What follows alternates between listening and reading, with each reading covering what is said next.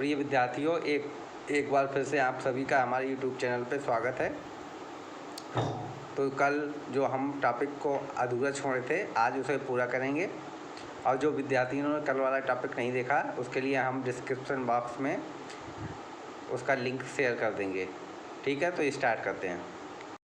देखिए, कल हम आपको बताए थे कि जो वेलोसिटी आया था वो कितना आया था, हाफ ऑफ वेलोसिटी आया था। तो पार्टिकल का वेलोसिटी क्या था, हाफ था। किसका, वेव के वेलोसिटी से पार्टिकल का वेलोसिटी हाफ था। ये कैसे हो सकता है, अगर किसी ये वेव हम कल आपको बताए थे अपने वीडियो में कि जब कोई मटेरियल पार्टिकल मूव करता है तो उसके साथ एक वेव एसोसिएट होती है। अगर ये वेव इस पार्टिकल की इनहेरेंट प्रॉपर्टी है तो ये वेलोसिटी, वेव का वेलोसिटी और पार्टिकल का वेलोसिटी एग्जैक्टली मैच करना चाहिए। लेकिन यहाँ पे ऐसा नहीं हुआ था, ये प्रॉब्लम आया था। तो ये प्रॉब्लम कैसे सॉल्व हुआ, ये हम आज आपको बताते हैं। मान लेते हैं कि ये दो वेव्स हैं, हमारे पास दो वेव्स हैं, ठीक है। अगर ये आपस में सुपर इम्पोज करती हैं तो इस तरीके का एक वेव पैकेट बनाएंगी। इस वेव पैकेट को हम क्या कहेंगे, ये जो वेव पैकेट होगा इसे वेव पैकेट बोलते हैं। क्या बोलते हैं इसे, वेव पैकेट बोलते हैं। तो ये देखा गया, अगर किसी पार्टिकल, मान लिया यहाँ अगर पार्टिकल ड्रा करेंगे तो ये अगर एनिमेशन में चल रहा होता बच्चों, तो इस तरीके से चल रहा होता। तो हम एक पॉइंट को ड्रा कर लेते हैं, इस पार्टिकल को, ये आगे जाएगा ऊपर, इस तरीके से चलता चला जाएगा ना। तो ये जो इसका जो आता है वेलोसिटी, वो इस तरीके से आता है। जबकि जो वेव पैकेट का ऊपर वाला वेलोसिटी होता है ये ज़्यादा होता है। तो यहाँ पे भी आपका क्या था, अगर ये वेव पैकेट का या ग्रुप ऑफ वेव्स, ये दोनों वेव मिलकर एक सुपर इम्पोज वेव बनाएगी, जिसे ग्रुप ऑफ वेव्स कह सकते हैं। तो उसकी वेलोसिटी मान लेते हैं vg है। वो वेलोसिटी क्या होगी आपकी, पार्टिकल की वेलोसिटी से क्या होगी, आपकी ज़्यादा होगी। मैथमेटिकली हम ये प्रूव कर सकते हैं मैथमेटिकली कि vg है v के बराबर होगी, जो हम आगे आपको अब आने वाले वीडियो में एक एक करके आपको प्रूफ करके भी दिखाएंगे। ठीक है, तो यहाँ से ये वाला प्रॉब्लम को सॉर्ट आउट कर दिया गया। अब जब ये प्रॉब्लम सॉर्ट आउट हो गया तो अब यहाँ पे भी एक प्रॉब्लम आया, या अभी प्रॉब्लम आएगा, वो आपको बताएंगे।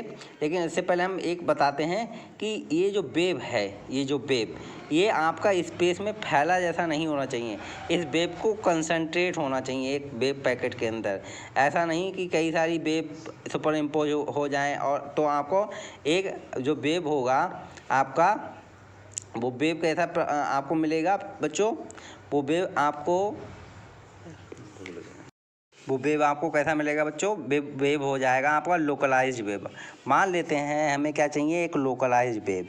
मान लीजिए ये पार्टिकल आपका, ये मैटर मूव कर रहा है और हमें एक लोकलाइज्ड वेव चाहिए। लोकलाइज्ड मतलब कई सारी वेव्स का सुपर इम्पोजिशन, इस टाइप से मोटा सा बना देंगे हम थोड़ा सा इसे, ठीक है। इस तरह से मान लीजिए हमें एक लोकलाइज्ड वेव चाहिए, ठीक है। लोकलाइज्ड वेव जो कि कई सारी वेव्स का सुपर इम्पोजिशन से बना है। मान लीजिए कई सारी वेव्स, λ1 वेवलेंथ का, λ2 वेवलेंथ का, λ3 का, इसी तरीके से कई λ4, ठीक है। उसी तरीके से अब हमसे पूछा जाए ये मैटर कहाँ पाया जाएगा, तो मैटर इसी एरिया में तो पाया जाएगा बच्चों, क्योंकि जो वेव है, वेव तो किसी मैटर का इनहेरेंट प्रॉपर्टी है। जब मैटर मूव करता है तो उसके साथ वेव एसोसिएट होता है। तो उस वेव का जितना भी यहाँ पे जो रीजन दिखाया गया, मान लेते हैं ये डेल्टा एक्स रीजन है, तो आपका मैटर कहाँ पे पाया जाएगा, इसी रीजन में पाया जाएगा, ठीक है। तो ये सर्टेन हो गया कि इसी रीजन में हमारा मैटर पाया जाएगा। अब बात करते हैं हम मोमेंटम की। तो मोमेंटम क्या होगा कि मोमेंटम हमारा जो होता है वो होता है p=h/λ, ठीक है। अब यहाँ पे प्रॉब्लम क्या है, यहाँ पे प्रॉब्लम ये है कि हमारा ये पोजीशन में सर्टेन हो गया कि इसी रीजन में हमारा क्या होगा, मैटर होगा या पार्टिकल होगा, जिसके करस्पॉन्डिंग ये हमारी लोकलाइज्ड वेव है, ठीक है। लेकिन प्रॉब्लम क्या है कि हमने कई सारे λ1, λ2, λ3 लिए हैं।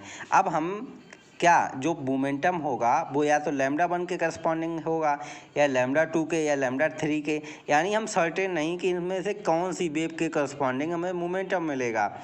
यानी कि लैम्डा 1 के भी करस्पॉन्डिंग मिल सकता है, लैम्डा 2 के भी, लैम्डा 3 के भी, लैम्डा 4 के भी। तो यहाँ पे क्या हो गया, जो आपका मोमेंटम में जो अनसर्टेन हो गया, मोमेंटम क्या हो गया, टोटली अनसर्टेन हो गया। ठीक है, तो यही तो आपका क्या है बच्चों, यही तो आपका हाइजेनबर्ग अनसर्टेनिटी प्रिंसिपल है कि आपका delta x into delta P, यानी कि पोजीशन में आपका अनसर्टेनिटी, मोमेंटम में अनसर्टेनिटी का प्रोडक्ट मल्टीप्लाई करेंगे तो एच क्रॉस अपान 2। एच क्रॉस क्या होता है, ये आपका रिड्यूस प्लैंक कांस्टेंट होता है जिसका वैल्यू होता है एच अपान 2 पाई। ठीक है, तो यहाँ पे अनसर्टेन हो गया। अब हम बात करते हैं, मान लेते हैं कि हमने ले लिया सिर्फ लैम्डा 1 वेवलेंथ का वेव ले लिया। क्या ले लिया, लैम्डा 1, ये वेव है जिसका क्या है आपका वेवलेंथ लैम्डा 1 है।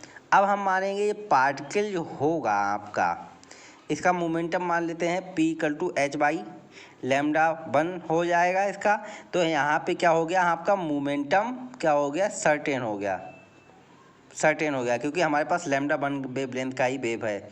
लेकिन पार्टिकल का कहाँ होगा, पार्टिकल इस पूरी वेव के अंदर कहीं पे भी तो हो सकता है, यहाँ पे भी हो सकता है, यहाँ पे भी एक टाइम पे, यहाँ पे भी, यहाँ पे भी, यहाँ पे भी, यहाँ पे भी, यहाँ पे भी। हम ये नहीं कह सकते पार्टिकल इन जगहों में से कहाँ पे होगा, सर्टेनली नहीं कह सकते ना।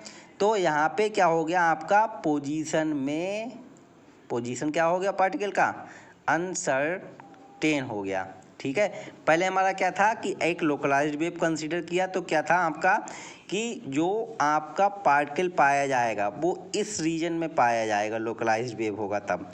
तो ये आपका डेल्टा एक्स हो गया, ये सर्टेन हो गया। लेकिन जब हम मोमेंटम की बात करते थे तो मोमेंटम क्या था कि जो लोकलाइज्ड वेव थी कई वेव्स के सुपर इम्पोजिशन से बनी है, तो लैम्डा 1, लैम्डा 2, लैम्डा 3, लैम्डा 4 कई सारी वेवलेंथ होंगी। अब हम ये सर्टेन नहीं थे कि वो मोमेंटम लैम्डा 1 के करस्पॉन्डिंग होगा, लैम्डा 2 के करस्पॉन्डिंग होने, यानी कि मोमेंटम में क्या थी आपकी अनसर्टेनिटी थी।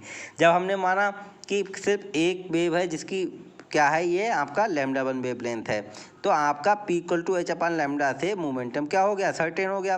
लेकिन पोजीशन क्या, पोजीशन इस वेव के अंदर पार्टिकल, क्योंकि पार्टिकल कहीं पे भी हो सकता है, इस वेव के अंदर पार्टिकल आपका कहीं पे भी हो सकता है। तो हम ये टोटली सर्टेन नहीं है कि वो किसी समय यहाँ पे होगा, हो सकता है किसी समय यहाँ पे हो सकता है कि हमारे यहाँ पे भी हो सकता है, यहाँ पे भी हो सकता है, कहीं पे भी हो सकता है, हम एग्जैक्टली नहीं बता सकते। तो ये आपका अनसर्टेन हो गया। तो वैसे ही हम कोई भी एक्सपेरिमेंट को परफॉर्म करते हैं तो प्रिसाइजली पूरी तरीके से एक्यूरेट नहीं आ सकता, क्योंकि अनसर्टेनिटी आर ऑलवेज देयर। ठीक है, तो वैसे ही ये क्या था, ये यही तो हाइजेनबर्ग प्रिंसिपल है। हाइजेनबर्ग ने क्या बताया कि जो आपका uncertainty in position into uncertainty in momentum greater than is equal to h cross by 2, और एच क्रॉस आपका क्या होता है, Planck constant, reduce Planck constant, जिसकी वैल्यू होती है एच अपान 2 पाई। ठीक है बच्चों, ठीक है, इतना हो गया। अब बच्चों क्या हुआ, अब हमने ये तो प्रूफ कर लिया, ये जान लिया कि एक वेव जब मैटर मूव करता है या पार्टिकल मूव करता है तो उसके साथ क्या होती है, वेव एसोसिएट होती है। ठीक है, ये हम समझ लिए यहाँ है अभी तक कि और कैसे होती है ये भी समझ लिया। लेकिन अब क्या है, अब जब वेव है तो वेव का भी इक्वेशन होगा कि नहीं। जब वेव, कोई भी वेव होगी तो उसका एक इक्वेशन होता है कि नहीं होता है। तो इस वेव का एक वेव इक्वेशन भी होगा। यहाँ पे वेव इक्वेशन कैसे होगा वो हम आपको बताते हैं कि यहाँ से एंट्री हुई थी एक बहुत बड़े साइंटिस्ट जिसका नाम था श्रोडिंगर। वो रोल में आ गए, यहाँ पे एंट्री हो गई। उन्होंने इस वेव का एक इक्वेशन दिया जो कि हम आपको अपने नेक्स्ट वीडियो में बताते हैं। ठीक है बच्चों।